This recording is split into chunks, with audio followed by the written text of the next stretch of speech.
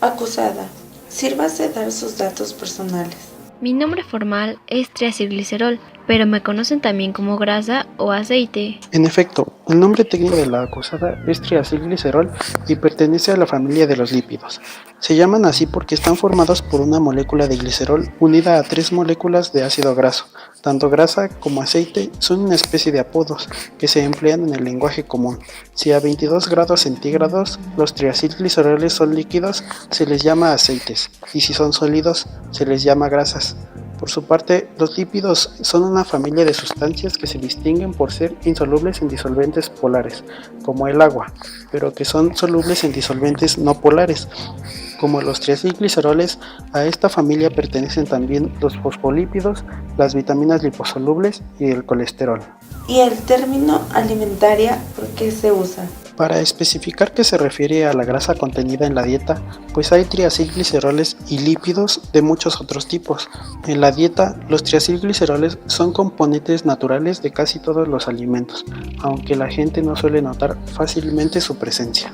Por cierto, los seres humanos me quieren tanto que desde hace milenios aprendieron a separarme de los alimentos y tenerme a la mano para agregarme placer a distintas preparaciones en la cocina o a diferentes productos en la industria.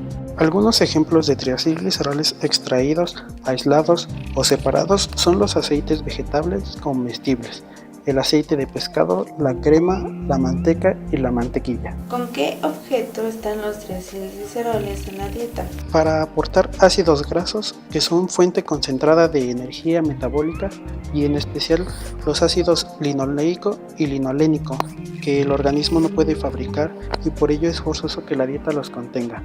A estos ácidos grasos se les conoce como indispensables en la dieta. También ser el vehículo para la ingestión y absorción intestinal de las vitaminas liposolubles, que pueden ser la A, la D, la E y la K, y dar a la comida gusto y aroma. Esta función resulta irresistible para muchos seres humanos y esa es la razón de la existencia de los triacilgliceroles separados. Lo anterior quiere decir que tal vez los verdaderos actores de esta historia son los ácidos grasos. Puede decirse que sí, porque ellos son los que entran al organismo como nutrimentos. En esencia, a partir de su combustión, el organismo obtiene energía metabólica, forman parte de la membrana de todas las células y los de cadena larga intervienen en el desarrollo del sistema nervioso central, y los de 20 carbono son precursores de las moléculas llamadas eicosanoides, que regulan diversos aspectos del metabolismo. Dice usted que los ácidos grasos son nutrimentos, y yo tenía entendido que la grasa es un nutrimento. Eso me confunde un poco. ¿Puede aclararlo? Nutrimentos son las sustancias que tienen una o más funciones metabólicas y suelen provenir del medio externo. Los ácidos grasos sí son nutrimentos, pero los triacilgliceroles no lo son, pues por su tamaño no llegan a entrar en el organismo y no intervienen en el metabolismo. Se conocen hasta ahora cerca de 100 nutrimentos, la mayoría de los cuales son de naturaleza orgánica. ¿Por qué se dice que algunos nutrimentos son esenciales? La palabra esencial no se debe aplicar a los nutrimentos, el término apropiado es indispensable. Todos los nutrimentos se ingieren, pero alrededor de la mitad pueden ser fabricados por el organismo. Se dice entonces que estos últimos son dispensables en la dieta y que los que el organismo no fabrica son indispensables en la dieta. Si la grasa no es un nutrimento, ¿qué es? ¿Un alimento? No, es un compuesto de cuya digestión se derivan los ácidos grasos. La gran mayoría de los nutrimentos se ingieren en la forma de compuestos que los contienen y de su digestión se liberan los nutrimentos. Como la mayoría de los compuestos que contienen nutrimentos son orgánicos, su única fuente natural son seres vivos. Por ello, para los animales es inevitable ingerir otros organismos, o sus tejidos, órganos o secreciones, que es lo que se conoce como alimento. ¿Cualquier ser vivo es un alimento? No. Si bien cualquiera de las cerca de 2 millones de especies de seres vivos identificadas hasta ahora contiene nutrimentos, no cualquier especie alcanza el rango de alimento, pues es necesario satisfacer otras características como no ser dañinas, estar ampliamente disponibles y accesibles, ser atractivas a los sentidos y tener significado cultural.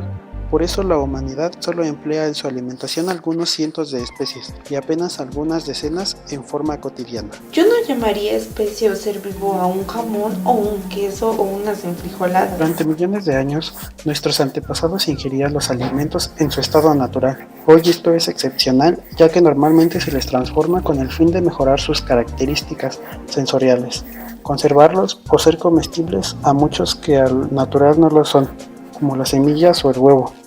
De la elaboración en el ámbito culinario surgen los platos, también conocidos como platillos, guisos o preparaciones. De la elaboración industrial, que es solo una variante de la culinaria, surgen productos industrializados.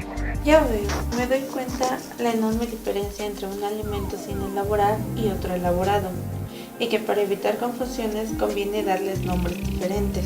Los platillos no solo satisfacen las necesidades de nutrimentos, sino también necesidades culturales, de creatividad artística y rituales, además, por supuesto, de halagar los sentidos. ¿Por qué ha utilizado la palabra dieta? ¿Eso no es para enfermos? A los enfermos se les puede prescribir dietas especiales, pero el concepto es mucho más amplio. Dieta es lo que se come en el día, y por ello todos tenemos una dieta que es un conjunto de alimentos, platillos y productos, puesto que con este conjunto se alcanza la integración. La dieta es la unidad de la alimentación. Esa es su importancia. Como la alimentación y la nutrición humana son procesos biopsicosociales, la dieta debe satisfacer las necesidades biológicas, psicoemocionales y socioculturales de cada individuo. Es claro que la dieta es individual y cambiante.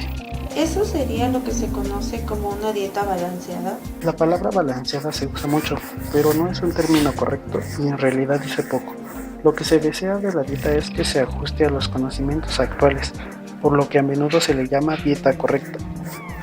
Hace unos 70 años, el destacado nutriólogo argentino Pedro Escudero definió que la dieta debe ser completa, suficiente, equilibrada, variada y adecuada a las características y circunstancias de cada persona. Para abreviar este testimonio técnico, me gustaría mostrar un diagrama que explica la relación entre nutrimentos, alimentos, alimentación y nutrición. Es más complejo de lo que imaginaba. ¿Puedes describirlo brevemente? El diagrama muestra que la nutrición es una de las bases de la vida y la salud, y que en parte es resultado de la alimentación. Esta consiste en la ingestión de la dieta, la cual conformada por alimentos, platillos y productos industrializados, que se ingieren porque contienen compuestos cuya digestión liberan los nutrimentos necesarios justamente para mantener la salud y la vida. La dieta y los conceptos que aparecen debajo de ella corresponden a objetos físicos que existen fuera del organismo, en el medio externo. Por el contrario, los conceptos de alimentación y nutrición corresponden a procesos sumamente complejos que ocurren en el interior del organismo. Esta diferencia no se debe perder de vista, ya que los objetos carecen de voluntad o intenciones y que por tanto no pueden por sí solos ser benéficos ni dañinos. Es la conducta humana la que puede ser lo uno o lo otro. Por ello, hay que hacer énfasis en las conductas y no en los objetos. Sí, me queda claro que entre objetos y procesos y entre lo externo y lo interno, las diferencias son enormes. Lo que no entiendo es la referencia a nutrición y alimentación. ¿No son sinónimos? En el lenguaje común sí lo son, pero no en nutriología. La ingestión de la dieta junto con los numerosos procesos biológicos, psicológicos y sociológicos que intervienen en este proceso constituyen la alimentación. En forma casi automática, la alimentación desencadena la digestión de los alimentos y de los compuestos, la absorción intestinal de los nutrientes, su distribución en el organismo, su metabolismo en cada una de las células y la excreción de los desechos. Estos procesos, aunados con la alimentación, constituyen la nutrición. Mientras que la alimentación es factor, la nutrición es resultado. Por su carácter biopsicosocial, ambas representan para el ser humano mucho más que simplemente obtener sustancias vitales, además de sustentos para el cuerpo. La alimentación y ello se refleja en la nutrición. Es estímulo placentero para los sentidos, medio de expresión estética, instrumento de comunicación y de vinculación social, elemento central de ritos, ceremonias y celebraciones festivas o luctuosas, herramienta para mantener o fortalecer el sentido de identidad y, en fin, una de las formas predilectas para expresar las peculiaridades de cada cultura. Esta dimensión de alimentación como sustento, gozo, vínculo social y forma de expresión cultural me parece fascinante. Todos ellos son elementos para una vida plena. También es sugerente ver las múltiples facetas de este proceso, desde la molécula hasta la colectividad y su sentido histórico. Dan a la alimentación una enorme riqueza, pero también la hacen susceptible a desviaciones. Como los aciertos, también los desaciertos en la alimentación se reflejan en la nutrición. Podríamos continuar en este tema, pero tenemos que iniciar el juicio. Proceda, fiscal. Veamos los cargos que se hacen a la acusada. Se le acusa de la epidemia de obesidad y de enfermedades metabólicas crónicas que se observan en México y en el mundo. Exponga las pruebas. La grasa es fuente de energía concentrada. Contiene 9 kilocalorías por gramo, que es más del doble que la que contienen las proteínas y los hidratos de carbono, 4 kilocalorías por gramo. La obesidad es un exceso de grasa en el organismo y es más frecuente en poblaciones con dietas ricas en grasa. Si en la obesidad la grasa se acumula en exceso, es evidente que viene de la alimentación. La obesidad puede definirse como un exceso en la proporción del tejido adiposo y consecuentemente como un exceso de masa grasa en el organismo. Es fundamental no confundir la grasa de la dieta con la grasa corporal. Desde la perspectiva química ambas son grasa, pero no la misma grasa. La relación entre ellas no es directa. ¿Qué es el tejido adiposo? Es un tejido que se localiza debajo de la piel y también alrededor de los órganos torácicos y abdominales y que contienen la mayor parte de la grasa corporal, aunque en forma secundaria sirve también como aislante mecánico y térmico. Su función central, que es clave para la supervivencia, es almacenar fuentes de energía metabólica en prevención de una posible escasez. Las funciones del organismo utilizan energía metabólica. Este gasto energético es inevitable y continuo. La vida depende de él. En contraste, el abastecimiento de energía mediante la alimentación suele ser incierto en la naturaleza y a veces es insuficiente. Pueden encontrarse alimentos o no, y encontrarlos puede demorar días o semanas. Hoy en día, uno tiende a dar como seguro contar con alimentos todos los días, pero durante millones de años nuestros antepasados sufrían a veces largos periodos de escasez. Para dar una idea de la importancia de esta reserva, un hombre adulto no obeso de 60 kilos, por ejemplo, tiene en su tejido adiposo energía suficiente, más de 100.000 kilocalorías, para cubrir sus necesidades básicas durante 6 o 7 semanas. Para la supervivencia es necesario entonces conservar cuidadosamente cualquier cantidad de energía que no haya sido utilizada, y el tejido adiposo hace esto con eficiencia, depositándola en formas de triacilgliceroles. Los ácidos grasos depositados pueden provenir de los ácidos grasos de la dieta, pero también ser fabricados a partir de la glucosa o de los aminoácidos. Luego, lo importante no es la fuente dietética, sino que haya o no un sobrante de energía. Solo así se almacenan los ácidos grasos. La magnitud de la masa grasa difiere con el sexo y la edad. Por ejemplo, en el hombre adulto representa entre 15 y 20% del peso corporal, en la mujer entre el 20 y el 30%, y en la embarazada más del 30%. Durante el día, la masa grasa sufre cambios, se reduce durante el ayuno nocturno y entre las comidas, y aumenta después de ellos. Estos cambios son muy pequeños y de hecho imperceptibles, pero si el déficit o el superávit de energía se tornan constantes y mayores, la masa grasa se reduce o aumenta en forma evidente. Así, cuando existe un exceso sistemático de energía, la acumulación de triacilgliceroles supera ciertos límites y se puede hablar de obesidad. Me queda claro ahora que la acumulación de grasa corporal en la obesidad es resultado del exceso de energía, independientemente de cuál sea su fuente en la dieta. Esto indica que la grasa corporal y la dieta no están relacionadas directamente, sino a través del concepto de energía. Antes de proseguir, quiero una aclaración. Si no mal recuerdo, por su etimología, obesidad significa comer poco, ¿o no? En efecto, obeso es quien no come, pero la palabra se empezó a usar en forma irónica y terminó aplicándose al concepto contrario. ¿En qué consiste la epidemia de la que se habla? ¿Por qué les inquieta tanto? Como señala el fiscal, ha surgido en México una epidemia de obesidad. Los datos disponibles más recientes señalan que poco más de 50% de los adultos tenían un peso por arriba de lo que llamamos el punto de corte.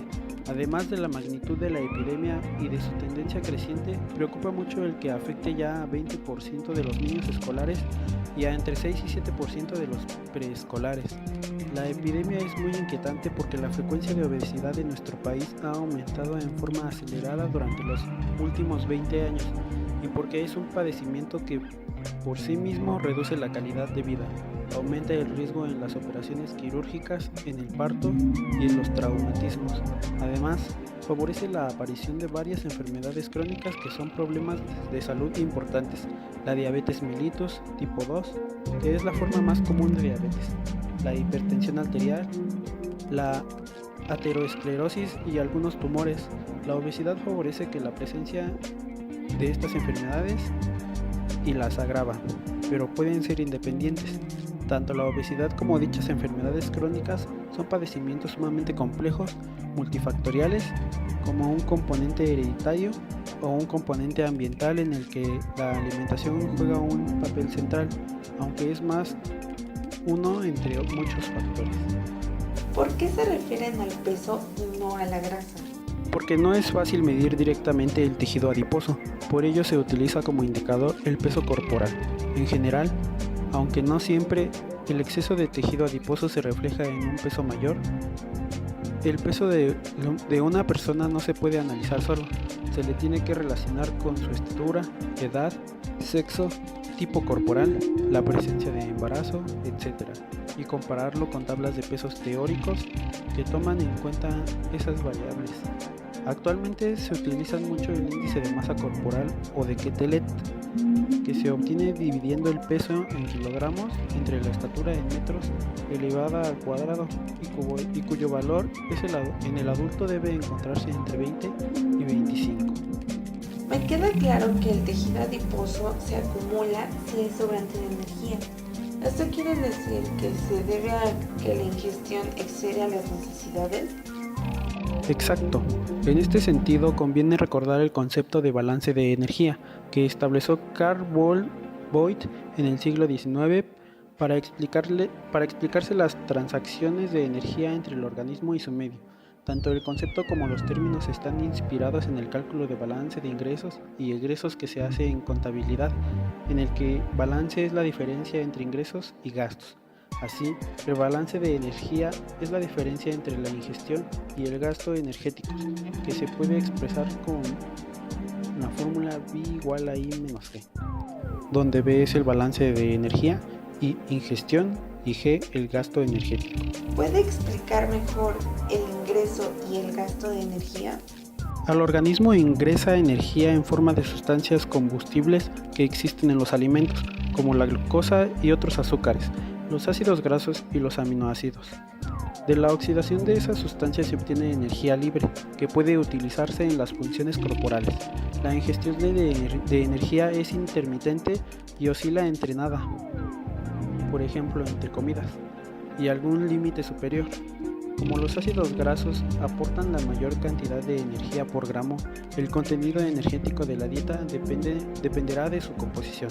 A mayor cantidad de triacilgliceroles, mayor es su densidad de energía. A eso me refería. La grasa hace que se ingiera más energía. Eleva la densidad energética nada más. Actualmente, las proporciones aconsejables de las fuentes de energía en la dieta son 63% de hidratos de carbono, 12% de proteínas y 25% de triacilgliceroles. Estas proporciones garantizan una densidad apropiada. La proporción de triacilgliceroles en la dieta humana es muy variable, debido a la peculiaridad de cada cultura y a factores económicos. Los seres humanos, como muchas otras especies, tenemos una preferencia innata por los triacilgliceroles, conveniente para asegurar la ingestión de energía en un medio escaso. Además de esta especie de lipofilia, los triacilgliceroles gozan de elevado prestigio social, por lo que no sorprende la tendencia a ingerir lo más posible de ellos. Hace unos 40 años, Persei Siradet, comprobaron que en los países con menor ingreso los triacilgliceroles aportaban apenas el 8% de la energía de la dieta y que en los de mayor ingreso llegaban al 45%, con franco predominio de triacilgliceroles separados. Hoy se cuenta con grasas de bajo costo y la tendencia en casi todo el mundo, como señala Popkin, es a ingerir proporciones elevadas. Por supuesto, las dietas con desviaciones extremas de las proporciones aconsejadas se asocian con enfermedades de la nutrición, pero son relaciones circunstanciales y como un factor más entre muchos. ¿Y el gasto? El gasto energético es continuo, siempre está presente y oscila entre límites mínimo y máximo. La energía se gasta en funciones como la contracción del corazón, la respiración, la digestión, la absorción intestinal, el funcionamiento del sistema nervioso, del hígado, del riñón y de las glándulas, el crecimiento, el embarazo, la lactancia, la actividad física y, en forma muy importante, el mantenimiento de la temperatura corporal, entre otras. De todas estas funciones, la única que se puede manejar a voluntad es la actividad física. Muy interesante comparar el organismo con una operación económica, pero ¿cómo se relaciona esto con la obesidad? La obesidad es un balance excesivo de energía. Para cada individuo, momento y circunstancia hay un valor óptimo de balance. Es crítico que el organismo mantenga este valor óptimo y para ello regula la ingestión y el gasto. La ingestión de energía se regula mediante las sensaciones de hambre y saciedad, de manera que se ajuste lo más posible al gasto. En cambio, el gasto se ajusta de acuerdo a la ingestión, pero solo cuando esta es limitante, no cuando es excesiva. La sensación de hambre avisa al organismo que ya necesita reponer su provisión de nutrientes, y la de saciedad le indica que dicha provisión ha sido debidamente satisfecha. Este mecanismo es sorprendentemente preciso para controlar la ingestión de manera que generalmente corresponda con los requerimientos de la persona en cuestión. Sin embargo, no es infalible, pues existen otros muchos factores determinantes de la ingestión que la modulan e individualizan, y a veces pueden interferir con los mecanismos fisiológicos. Entre estos determinantes destacan el apetito o antojo, los conocimientos y prejuicios, los gustos y preferencias, los recuerdos y estados de ánimo, las actitudes y temores, los valores y tradiciones, los hábitos y costumbres, los caprichos y las modas, la angustia. También influyen en forma indirecta los diversos elementos históricos, geográficos, psicológicos, antropológicos, sociológicos, comerciales, económicos, culturales y hasta religiosos que determinan la disponibilidad local de alimentos, el acceso de la población a estos alimentos y los recursos culinarios para prepararlos. Hay numerosos factores en verdad, pero ¿cómo actúa el balance? El balance energético pueden tener diferentes valores. Si la ingestión es mayor que el gasto, el balance es positivo. Si la ingestión es menor que el gasto, el balance es negativo. Y si la ingestión es igual que el gasto, el balance es cero. El balance positivo implica un sobrante de energía que es necesario en el crecimiento y en el embarazo, pero que sería perjudicial en un hombre adulto o en una mujer adulta no embarazada. El balance negativo implica una deuda de energía y puede ser normal durante la lactancia o en la reducción de peso, pero no en el crecimiento ni en el embarazo. El balance cero, cuando no hay exceso ni deuda, es propio del adulto, excepto en el embarazo o la lactancia. Las alteraciones en la ingestión, en el gasto o en ambos pueden alterar el balance. Todo balance que se aleje del valor o signo correspondiente al óptimo es patológico, ya que si es menor que el óptimo produce insuficiencia y si es mayor produce exceso, como ocurre en la obesidad. Así, puede decirse que la obesidad ocurre por un trastorno en la regulación del balance de energía que favorece una ingestión mayor que la necesaria. ¿Se refiere a la gula? La gula hace comer de más, pero el asunto no es tan simple. El aporte de energía de una dieta es resultado de la combinación de dos elementos, su composición y la cantidad que se ingiera. Ambos elementos influyen. Analicemos dos ejemplos. Si una dieta contiene 5 kilocalorías por gramo y se ingiere 400 gramos, la ingestión total es 2000 kilocalorías, pero si se ingieren 700 gramos, la ingestión será 3500 kilocalorías. En este caso, la composición no influyó, pero sí la cantidad. De la misma forma, si un individuo ingiere 500 gramos de una dieta cuyo contenido o densidad de energía es 3 kilocalorías por gramo, la ingestión total será de 500 kilocalorías, pero si ingiere otra dieta cuya densidad es 6 calorías por gramo, su ingestión final será de 3000 kilocalorías.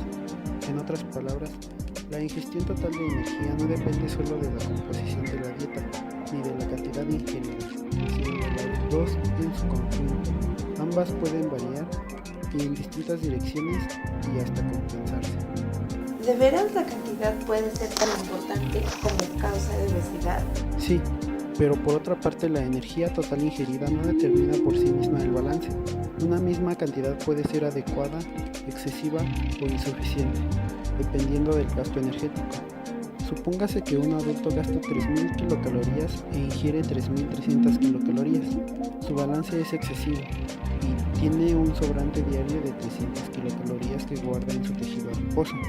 Si este exceso se sostiene por 25 días, habrá acumulado un kilogramo de tejido adiposo y estará en el camino de la obesidad. Supóngase ahora que otro adulto gasta 3600 kilocalorías e ingiere 3600 kilocalorías. En este caso el balance es cero y su masa grasa no cambiará, a pesar de que en este ejemplo la ingestión fue mayor que la del primer ejemplo. En otras palabras, la obesidad no se debe a comer mucho, sino a comer más de lo que se necesita.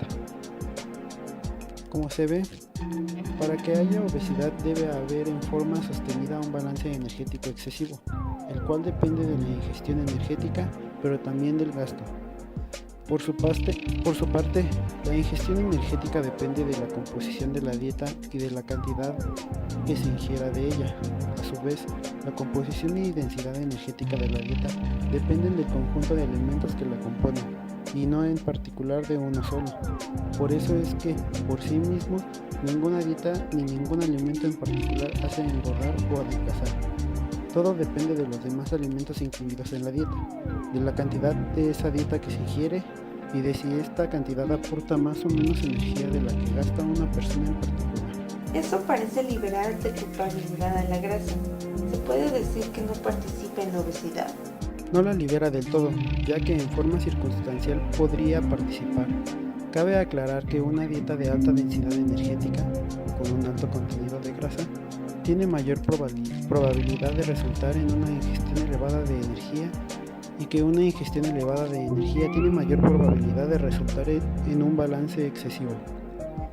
Se trata solo de probabilidades y no de certeza, ya que el balance depende de la cantidad ingerida y del gasto energético. Por otra parte, una dieta de alta densidad puede estar conformada de 1000 maneras, y por ello el papel de un alimento en particular o de un compuesto en particular dentro del conjunto que forma la dieta es muy variable y relativo. ¿Por qué se trastorna la regulación del balance energético? Es un problema muy complejo y todavía no está del todo claro.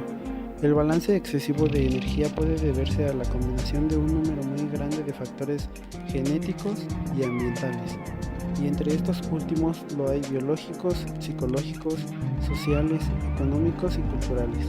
En la obesidad interactúan en forma dinámica los genes y la historia ambiental. ¿De manera que la obesidad es hereditaria? Sí, pero el componente hereditario en la mayoría de los casos es poligénico, es decir, que se combinan variaciones genéticas muy pequeñas de un número muy grande de genes. El resultado es una menor capacidad de ajuste del organismo a los cambios ambientales que favorezcan una ingestión mayor. Esta capacidad menguada de ajuste no se manifiesta si tales cambios ambientales no ocurren o no la sobrepasan, y la ingestión se mantiene bajo control. Pero si la sobrepasan, el desajuste se vuelve evidente. ¿Tiene esto relación con la selección natural en el sentido propuesto por Darwin? Sí, como es muy probable que en el pasado, hace decenas de miles de años o más, la situación predominante haya sido de escasez. Se cree que las variantes genéticas ahorradoras que reducen la capacidad de ajuste al exceso fueron favorecidas y conservadas en buena parte de la población. Sin embargo, la humanidad se ha creado en los últimos milenios un medio de abundancia que hoy hace evidentes los efectos de la capacidad de regulación del balance energético. y produce obesidad en las personas con menor capacidad de ajuste. El establecimiento de la agricultura hace 10.000 años redujo el gasto en la actividad física y casi la mitad ofreció una creciente abundancia de alimentos y además favoreció dietas concentradas e ingeridas como cargas con efectos metabólicos crónicos que no todo individuo tolera bien.